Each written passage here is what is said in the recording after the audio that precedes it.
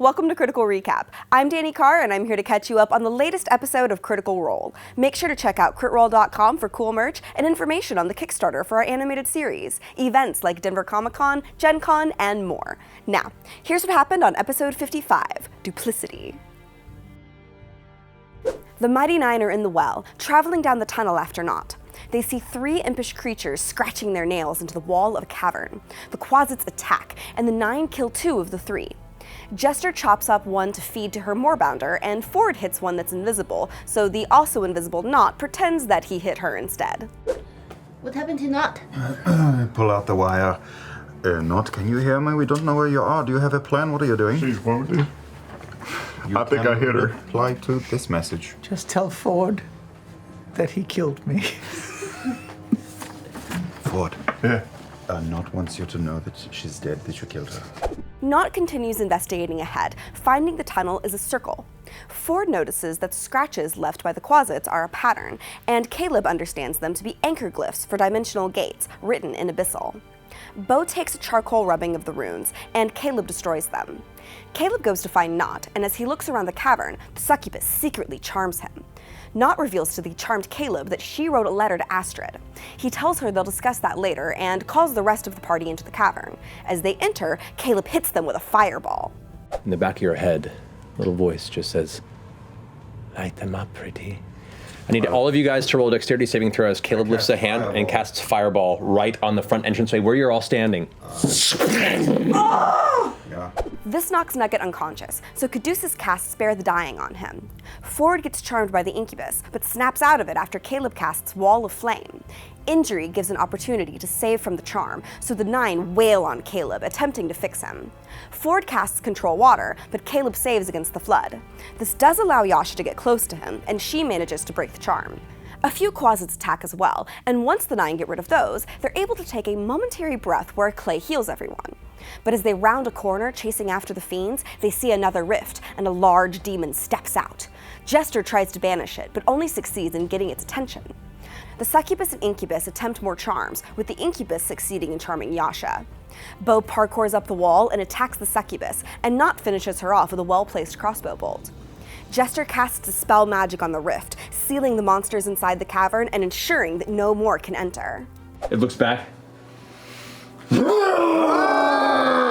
Now you're trapped in here with us! Turn around and run away!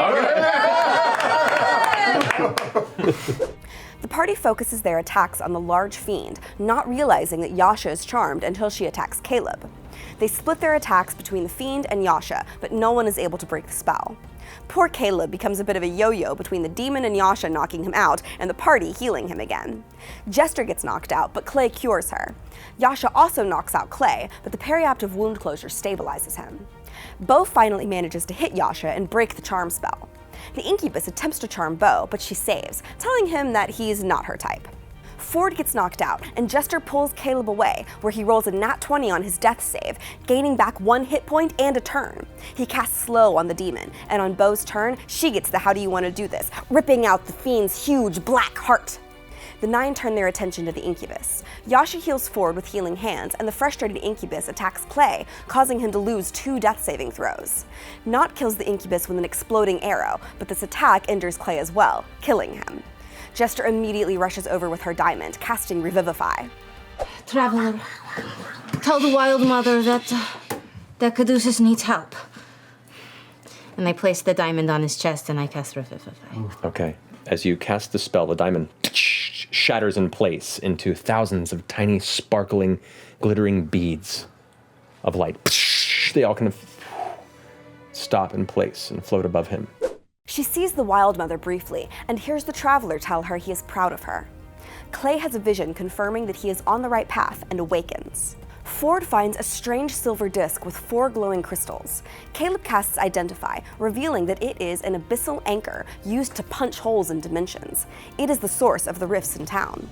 They put the anchor into the lead box, and Bo takes the demon's gloves, attuning to them and learning that she can now punch with lightning from a distance. Caleb puts up the bubble, and the Mighty Nein take a well-deserved rest. That is it for episode 55 of Critical Role. But is that really it? There's so much more! I have some thoughts.